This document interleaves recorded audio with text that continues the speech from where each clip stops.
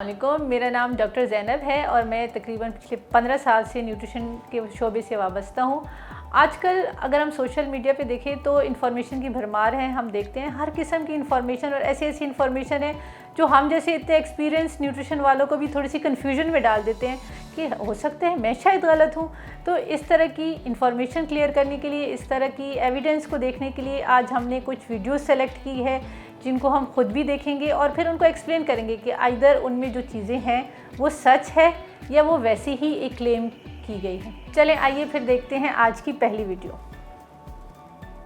तमाम वो लोग जो हमें देख रहे हैं उनसे मेरी गुजारिश है कि जो चाय है ना, चाय उसको कभी भी दोबारा गर्म नहीं करना। नंबर 1 ये होता है ना, कभी के कोई फादर ने चाय किसी ने बनवाई है तो कहते हैं कि 5 मिनट तक मुझे दोबारा गर्म करके दे दो। सबसे पहले आपने चाय उसमें गर्म नहीं करनी। क्यों? कितनी दफ़ा ऐसी प्रैक्टिस आप करेंगे कि आप उसमें चाय गर्म करेंगे। अब जो एक दफ़ा अगर चाय बन गई है उसमें जो आपके जो कैफीन है या उसमें और चीज़ें, उसकी जो और इम्पोर्टेंट कंपोनेंट्स हैं वो कैंसर सेल्स में डेवलप होना शुरू हो जाते हैं और आप वो चीज़ इन्फ्यूज कर लेते हैं अपने अंदर। देखिए कितनी तो आप चीज़ जगह पे हैप्पीली आप अपने आप को कैंसर पीते जा रहे हैं। कितनी जगहों पे इंसान सोचता है अच्छा डॉक्टर को चेक करवाऊं, अच्छा टेस्ट करवाऊं, फलाना स्किन केयर कर लूं। तो जब आप चाय पी रहे हैं और चाय गर्म करके पी रहे हैं तब आप क्यों ख्याल नहीं रख रहे कि वो आपकी सेहत के लिए अच्छा नहीं है। नंबर वन ये बिल्कुल हेल्दी, मतलब इट्स वेरी हेल्दी प्रैक्टिस और आप ये इसको करें। यकीनन जो वीडियो अभी मैंने देखी आप लोगों ने भी देखी होगी और बल्कि बहुत सारे लोगों ने देखी होगी, जिसमें ये बताया जा रहा है, बल्कि बहुत कॉन्फिडेंटली बताया जा रहा है कि चाय अगर आप रीहीट करते हैं तो इससे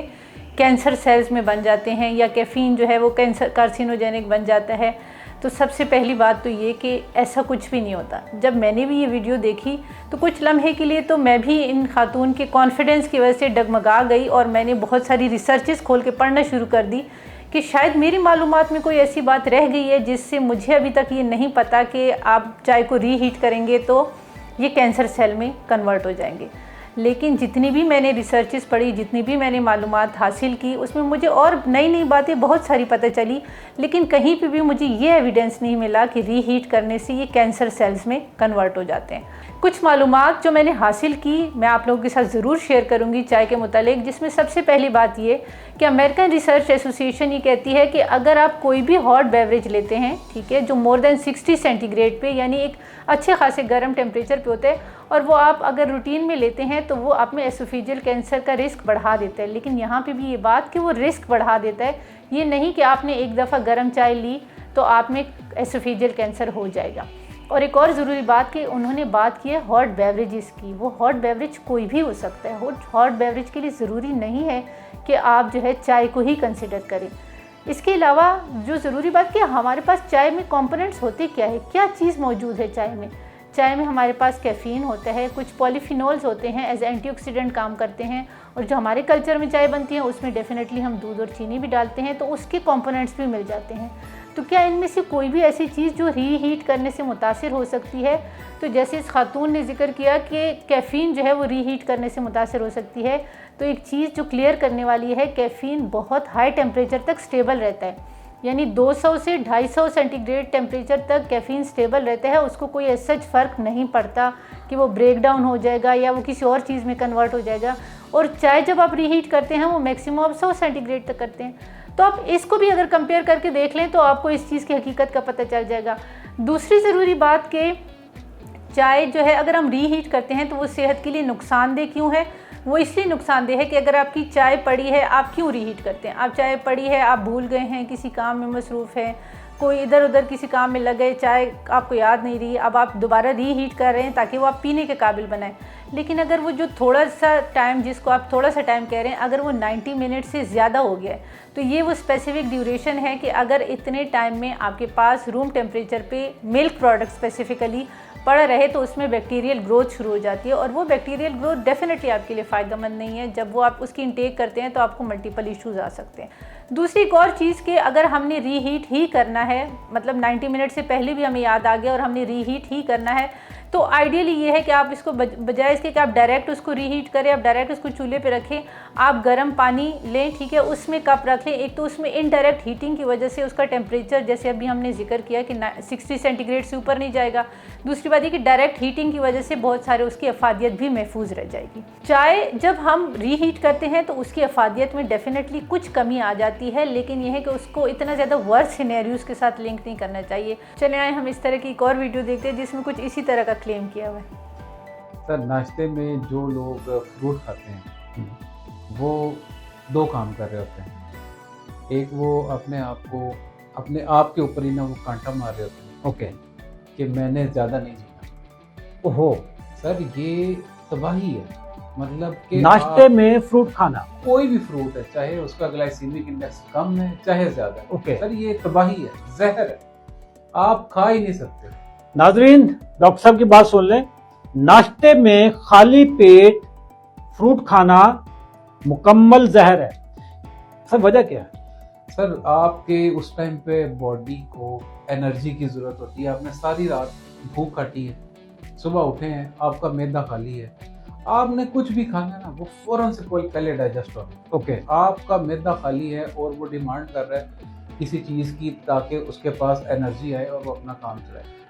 अब आपने उसे ऐसी चीज़ दे दी है जो फुल ऑफ शुगर है, यानी कि फ्रूट्स है। हाँ सर, वो फ़ौरन से पहले आपकी बॉडी में स्पाइक करेगा।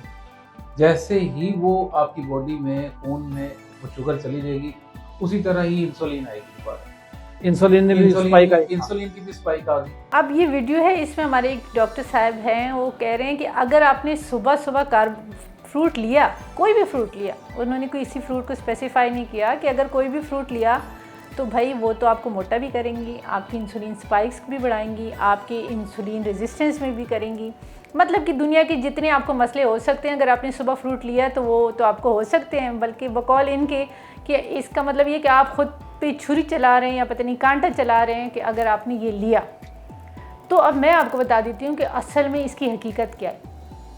आप फ्रूट लेते हैं, एक दरमियाने साइज़ का फ्रूट लिया आपने, एक दरमियाने साइज़ के फ्रूट में आपके पास एक ब्रेड स्लाइस के बराबर या आधी चपाती के बराबर या इवन हम कह सकते हैं कि एक गिलास दूध के बराबर कार्बोहाइड्रेट होते हैं। अब वो कार्बोहाइड्रेट अगर आप एक फ्रूट से लेते हैं, दूध से लेते हैं, ब्रेड स्लाइस से लेते हैं, आधी चपाती से लेते हैं, उतना ही इंसुलिन सीक्रेट होगा, क्योंकि क्वांटिटी सेम है। फ़र्क पड़ सकता है इंसुलिन की क्वांटिटी में, कार्बोहाइड्रेट के अगेंस्ट फ़र्क पड़ सकता है। कौन सी चीज़ें हैं जो फ़र्क डाल सकती है? वो फ़र्क डाल सकती है उस चीज़ के अंदर मौजूद फाइबर, वो फ़र्क डाल सकती है उस चीज़ के मौजूद अंदर प्रोटीन, वो फ़र्क डाल सकती है उस चीज़ का टेम्परेचर, वो फ़र्क डाल सकती है उसका टेक्सचर, ठीक है। या जैसे हमने पिछले दिनों बात की थी कि अगर एक दिन पुरानी रोटी हो जिसमें रेजिस्टेंट स्टार्च हो जाते हैं, तो ये चीज़ें फैक्टर्स हैं जो डाल सकते हैं। तो अगर आपने फ्रूट लिया तो फ्रूट में ऐसी क्या बुरी बात है? जैसे हमने बात की कि फ्रूट में अगर आप ले रहे हैं उसमें मौजूद है फाइबर उसको स्पाइक नहीं करने देगा। हाँ, अगर आप उसी फ्रूट का जूस लेते हैं तो डेफिनेटली आपका स्पाइक होगा। लेकिन अगर आपने फ्रूट नहीं लिया, बाकी आपके पास क्या ऑप्शन है? ब्रेड लेंगे, ब्रेड के ऊपर जैम लगाया, तो क्या जैम और ब्रेड के कार्बोहाइड्रेट में कोई ऐसा कमाल है जो वो इंसुलिन को स्पाइक नहीं करने देगा?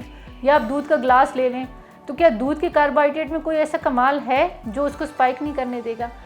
तो बात यह है कि कौन सी ऐसी चीज़ें, कोई भी आप कार्बोहाइड्रेट से की चीज़ें लेंगे, ठीक है, वो चावल, पास्ता, दूध, ब्रेड, जितनी भी, जैसे अगर मैं अपनी न्यूट्रिशन की ज़बान में बात करूँ तो हमारे पास एक्सचेंज ग्रुप होती है, एक्सचेंज लिस्ट होता है, ठीक है, उसमें हम फूड की ग्रुपिंग करते हैं। ग्रुपिंग हम किस तरह करते हैं कि इक्विवेलेंट क्या है, यानी अगर मिसाल के तौर पे 15 ग्राम कार्बोहाइड्रेट मौजूद है, किस किस चीज़ में 15 ग्राम कार्बोहाइड्रेट मौजूद है? 1 से सवा ग्लास दूध में, एक ब्रेड स्लाइस में, हाफ चपाती अगर आप स्टैंडर्ड साइज़ की बनाते हैं, या एक दरमियाने साइज़ का फल लेते हैं, या कोई भी नशास्ती वाली सब्जियां जैसे आलू हो गए, शकरकंदी हो गई, उसका 1 कप लेते हैं। तो ये सारे आपकी न्यूट्रिशन की ज़बान में एक ही क्लास में आते हैं, यानी एक ग्रुप में आते हैं। तो कार्बोहाइड्रेट ये आपको एक ही जितने देंगे। इनकी इंसुलिन स्पाइक से फ़र्क पड़ सकता है कि आप अगर कार्बोहाइड्रेट ले रहे हैं तो उस कार्बोहाइड्रेट के साथ आप फाइबर कितना ले रहे हैं। तो डेफिनेटली जितना ज़्यादा फाइबर आप उस कार्बोहाइड्रेट के साथ लेंगे वो उसकी इंसुलिन स्पाइक में उतना ही बेनिफिशियल होगा। अगर आप कार्बोहाइड्रेट ले रहे हैं उसके साथ कितना गुड फैट ले रहे हैं, ठीक है, तो वो उसकी इंसुलिन स्पाइक में फ़र्क डालेगा। यानी अगर आपने स्किम मिल्क का ग्लास लिया तो वो थोड़ा सा ज़्यादा इंसुलिन स्पाइक करेगा as compare to full fat milk लें। आप खाना खा रहे हैं, आप लेट्स सपोज चावल खा रहे हैं, जो इसका बहुत ज़्यादा एक हाई क्रिएट जाती थी कि उसका ग्लाइसेमिक इंडेक्स बहुत हाई होता है या वो डायबिटीज़ को ख़राब कर सकते हैं। मैं हमेशा सब मरीज़ों को कहती हूँ कि अगर आप चावल खा रहे हैं तो उसका हेल्दी एस्पेक्ट क्या है कि आप या तो चावल के साथ गोश्त खा लें, ठीक है, प्रोटीन जो है वो उसके कार्बोहाइड्रेट को बाइंड करेगी, उसको बेहतर बनाएगी, उसके ग्लाइसेमिक इंडेक्स का जो नेगेटिव इफेक्ट है उसको कम करेगी, या उसके साथ आप सलाद खा लें, ठीक है। या ये भी हो सकता है कि आप चावल एक दिन पुराने चावल जो है वो आपने फ्रिज से निकाले, गर्म किए, खा लिए। तो ये कुछ तरीके होते हैं। मसला ये होता है कि कोई फूड इफ़ेक्टिव नहीं होता, उस फूड का वे ऑफ यूटिलाइजेशन जो है वो उसको इफ़ेक्ट करता है। तो बेहतर है कि आप अगर इस तरह की कोई भी वीडियोस देखें, कोई भी आप, क्योंकि आजकल आप सोशल मीडिया पे आपने देखा है हर किसी को आज़ादी है अपना चैनल बनाने की, हर किसी को आज़ादी है फेसबुक, इंस्टा, किसी पे भी कोई भी इंफॉर्मेशन डालने की। तो कोई भी इंफॉर्मेशन देखिए तो सारी इंफॉर्मेशन मीडिया पे लगने वाली गलत भी नहीं होती, लेकिन सारी सही भी नहीं होती। तो अगर आप कोई भी इस तरह की इंफॉर्मेशन देखें तो बेहतर है कि वो किसी भी जो स्पेशलिटी से रिलेटेड है, जैसे लेट सपोज ये न्यूट्रिशन से रिलेटेड है या कोई डॉक्टर से रिलेटेड है, कोई फिजियोथेरेपी से रिलेटेड है, उनके कंसर्न्स के पास जाएं, उनके स्पेशलिस्ट के पास जाएं। वो आपको बेहतर बता सकते हैं कि आइदर ये आपके लिए स्पेसिफिकली आपके लिए बेहतर है या नहीं है, क्योंकि बाज़ औक़ात एक इन्फॉर्मेशन सही ज़रूर होती है लेकिन वो आपके लिए नहीं होती। तो बेहतर इन्फॉर्मेशन के लिए, बेहतर ऑथेंटिक इन्फॉर्मेशन के लिए आप उन चीज़ों के स्पेशलिस्ट के पास जाएं। अपना ख्याल रखिएगा। इंशाल्लाह अगली दफ़ा किसी और मिसकंसेप्शन को क्लियर करने के लिए मिलेंगे। अल्लाह हाफ़िज़।